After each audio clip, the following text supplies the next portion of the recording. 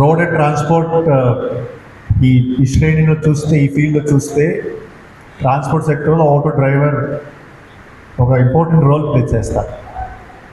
Transportation sector చూస్తే, local transport చూస్తే, local economy చూస్తే, చిత్తూరు జిల్లా మాట్లాడితే సుమారుగా ఒక 15,000 ఫ్యామిలీస్ ఈ ఫీల్డ్లో ఉన్నారు.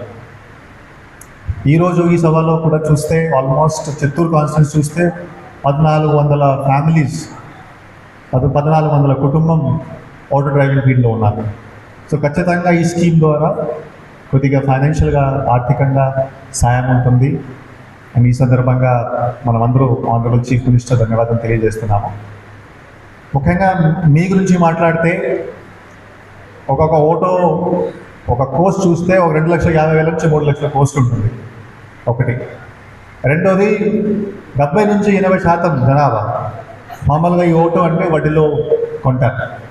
ఆ వడ్డీ కోస్ట్ చూస్తే కూడా 20 నుంచి 24% వడ్డీ కోస్ట్ ఉంటుంది. ప్రతి నెల చూస్తే కనీసం 4,000 నుంచి 5,000 రూపాయలు వడ్డీ కోస్ట్ పే చేయాలి. మరియు ఇంకా ఎక్స్పెండిచర్ చూస్తే డే టు డే ఆ మెయింటెనెన్స్ ఎక్స్పెండిచర్ చూస్తే కూడా ఒక ప్రతి నెల ఒక 3 నుంచి 4,000 రూపాయలు. సో 7 నుంచి 8,000 రూపాయల వరకు మామూలుగా ఈ డబ్బు కోస్ట్లోనే పడుతుంది. తర్వాత మీకు ఎంత మిగులుతుంది? తక్కువ మిగులుతుంది. సో ఈ సందర్భంగా ఈ స్కీమ్ ద్వారా ఖచ్చితంగా ఒక 4, 5, 6 నెలల వరకు మీకు ఒక సాయం ఉంటుంది. ఒకటి రిక్వెస్ట్, నేను కూడా బేసిక్లీ ఇక్కడికి ఏం చేస్తున్నాను, ఇప్పుడు ఈ సెక్టర్ కొద్దిగా మారుతుంది. మీరు కూడా కనీసం కొంచెం ఇంకా ఈవీ కానీ ఇంకా ఏం ఒక వేరే సెక్టర్కి మీరు మూవ్ అవ్వగలిగితే మీకు కొద్దిగా కోస్ట్ తగ్గుతుంది. కొద్దిగా లోన్ కూడా చూస్తే చాలామంది అంటే ఒక సాహుకారు దగ్గరికి వెళ్తారు, 20%, 24%, 20% బేసిక్లీ మీరు లోన్ పే చేస్తారు. సో ఇక్కడ డిటీసీ గారు ఉన్నారు, నేను కూడా వాళ్ళకి రిక్వెస్ట్ చేస్తాను, వాళ్ళ అసోసియేషన్స్తో మాట్లాడి తక్కువ వడ్డీతో, తక్కువ ఇంట్రెస్ట్తో ఏమైనా లోన్ మనం మార్కెట్ చేయగలిగితే ఖచ్చితంగా ఇన్కమ్ సేవ్ అవుతుంది, మీ కోస్ట్ తగ్గుతుంది. ఇది ఒక మంచి స్టెప్ తీసుకుంటే చాలామంది బేసిక్లీ ఆటో డ్రైవర్స్ కూడా బెనిఫిట్ అవుతారు. ఈ సందర్భంగా నేను అందరికీ అది రిక్వెస్ట్ చేస్తున్నాను. సో ఇది ఒక మంచి స్కీమ్, ఇది ఖచ్చితంగా ప్రతి సంవత్సరం కంటిన్యూ అవుతుంది. మీ అసోసియేషన్ ద్వారా మీ ద్వారా ఏమేం రిక్వెస్ట్ గతంలో గవర్నమెంట్కి ఇవ్వడం జరిగింది. గవర్నమెంట్ ఒక మంచి ఆలోచనతో దృష్టిలో పెట్టి ఖచ్చితంగా ఇబ్బందులు ఉన్నాయి, వాళ్ళకి సాయం చేయాలి, ఈ స్కీమ్ శాంక్షన్ చేయడం జరిగింది. తక్కువ సమయంలో శాంక్షన్ చేయడం జరిగింది. గత ఒక 2-3 వారంలోనే మొత్తం వెరిఫికేషన్ చేసి, ఈకేవైసీ చేసి, 6 స్టెప్ వెలిడేషన్ చేసి అకౌంట్లో ఇప్పుడు డబ్బులు జమ చేస్తున్నారు. చాలా ఫాస్ట్గా, ఎక్కువ స్పీడ్తో బేసిక్లీ పని చేశారు. సో ఈ సందర్భంగా నేను road transport department, GSWS department, మిగతా గ్రామ సెక్రటేరియట్, వార్డ్ సెక్రటరీస్ డిపార్ట్మెంట్ అందరికీ నేను ధన్యవాదాలు తెలియజేస్తున్నాను. మీ బాగుండాలి, మీ హెల్త్ బాగుండాలి, ఈ విషయంతో నేను ముగిస్తున్నాను. Thank you. మహిళలకు ఉచిత బస్సు ప్రయాణం అనేది స్టార్ట్ అయితే ఆటో డ్రైవర్లకి నష్టం జరుగుతుంది అని భావించి, నిజం చెప్పాలంటే ఈ పథకాలు మనకంటే ముందు కర్ణాటక రాష్ట్రం, అలాగే ఆంధ్ర రాష్ట్రం విడిపోయిన తెలంగాణ రాష్ట్రంలో ఈ బస్సు సర్వీసెస్ నడుస్తున్నాయి, ఉచిత బస్సు సర్వీస్. అయితే అక్కడెక్కడ ఆటో డ్రైవర్లకు కానీ, ఆటో వారికి, రిక్షా వారికి, క్యాబ్ డ్రైవర్స్ కానీ ఈ పథకం ఎవరు ఇవ్వలే. మన ముఖ్యమంత్రి శ్రీ నారా చంద్రబాబు నాయుడు గారు ప్రత్యేకంగా ఎప్పుడైతే శ్రీశక్తి పథకం అనౌన్స్ అయిందో అప్పుడు కొందరు వ్యక్తం చేశారు, సార్ ఆటో డ్రైవర్లు నష్టపోతారు, మహిళలు ఇక్కడ నుండి గుడో బడికో పోవాలంటే ఆటోల్లో పోతారు, వారికి ఫ్రీ బస్ ఇచ్చేస్తే మా ఆటో సహోదరులంతా నష్టపోతారు కదా అని చెప్పి వారికి తెలియజేస్తే, ఆ రోజే మా ముఖ్యమంత్రి దసరా రోజు ఆటో డ్రైవర్లకి శుభవార్త చట్టం సంవత్సరానికి 15,000 రూపాయలు ఇద్దామని ఈ కార్యక్రమాన్ని ఈరోజు చేపట్టడం జరిగింది.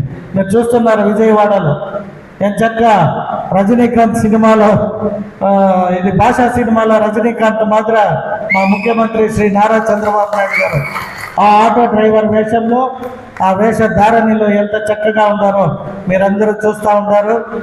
అంటే మా ముఖ్యమంత్రి గారి దగ్గర ఉన్న ఒక గొప్పతనం ఏమంటే, రాష్ట్రంలో డబ్బులు బడ్జెట్లో లేకపోయినా ఏదన్నా ఒక పథకం ప్రవేశపెట్టాలి అని ఆయన మనసుకు వచ్చేస్తే దాన్ని తక్షణం అమలు చేసేదాకా నిద్రపోని కఠోరమైన దీక్షకుడు ఎవరైనా ఉన్నారు అంటే అది శ్రీ నారా చంద్రబాబు నాయుడు గారు. వారిని చూసి మేమంతా పెరిగాము. అంటే మాకంటే ముందు ఎమ్మెల్యే, మాకంటే ముందు మినిస్టరు, ముఖ్యమంత్రి ఆంధ్ర రాష్ట్రానికి మరియు విడిపోయిన ఆంధ్ర రాష్ట్రానికి కూడా వారే ముఖ్యమంత్రి. అంటే వారి మాదిరి అనుభవం ఉన్న ఏ నాయకుడు కూడా భారతదేశంలో లేదు. ఎందుకంటే ఎన్ని కష్టాలు ఉన్న ఆంధ్ర రాష్ట్రంలో ఏదైనా పథకాన్ని పెట్టాలి అంటే అది ఇంప్లిమెంట్ చేసే విధానం మన భారతదేశ ప్రధాని కూడా చెప్పుంటారు. పోయి చంద్రబాబు నాయుడు జీ ఎలా చేస్తున్నాడో కనుక్కొని ఆ పథకాన్ని ఇంప్లిమెంట్ చేయండి అని చెప్పే అంతటి గొప్ప నాయకుడు మన ముఖ్యమంత్రి శ్రీ నారా చంద్రబాబు నాయుడు గారు. సో ఈ సందర్భంగా నేను ఇంతకంటే ఎక్కువ చెప్పలేను. అందరూ చెప్పారు 1407 మంది ఆటో డ్రైవర్లకి ఈ స్కీము వస్తుంటే ఇక్కడ ఒక 200-300 మంది మాత్రమే వచ్చారు. కాబట్టి ఇంకెప్పుడైనా ఇటువంటి పథకాలు పెట్టినప్పుడు దయచేసి అంటే ఆటో వాళ్ళు చాలా నిజాయితీ పనులనే కప్పగా మా దొరబాబు అన్న చెప్పినట్టు నేను కూడా చిన్నప్పుడు స్కూల్కి ఆటోలో వెళ్ళేవాడిని. మా ఆటో డ్రైవరు సతీష్ అని ఉండేవాడు. చాలా రోజులు 4-5 సంవత్సరాలు మాకు అతనే ఆటో డ్రైవ్ చేశాడు.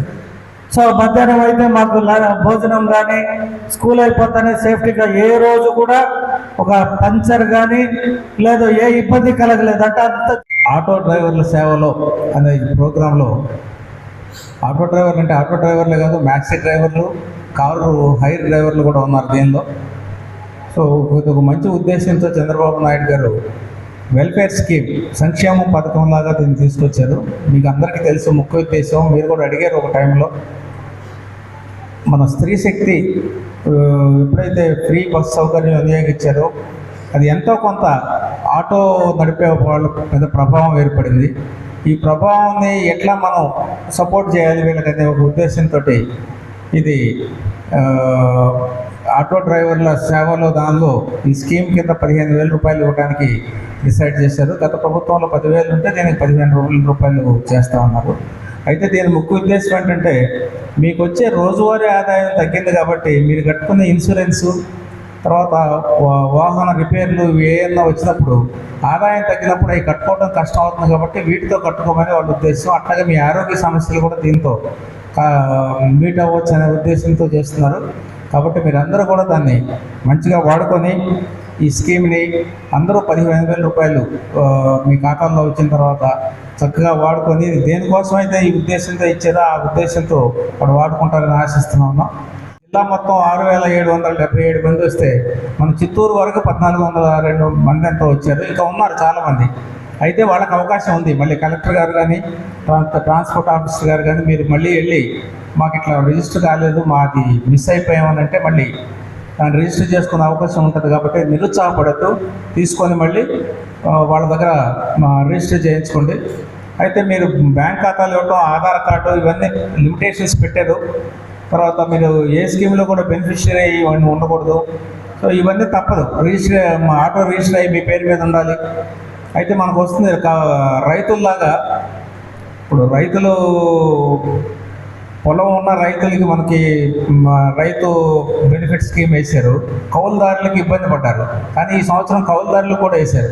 అలాగే ఆటోలు అద్దెకి తీసుకున్న వాళ్ళ పరిస్థితి అండి, డ్రైవర్లు ఆటో ఓనర్స్కి ఇస్తున్నాం, దాన్ని కూడా ఇవ్వాలని చెప్పి మేము సీఎం గారికి రిప్రజెంట్ చేస్తాం మన అందరి తరఫున.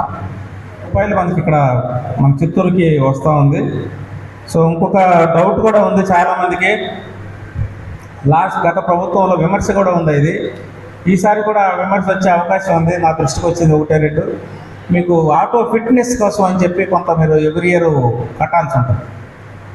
సో ఈ డబ్బులు దానికే సరిపోతున్నాయి. ఈ డబ్బులు ఇవ్వకపోయినా కూడా ఫిట్నెస్ కట్టాల్సిందే.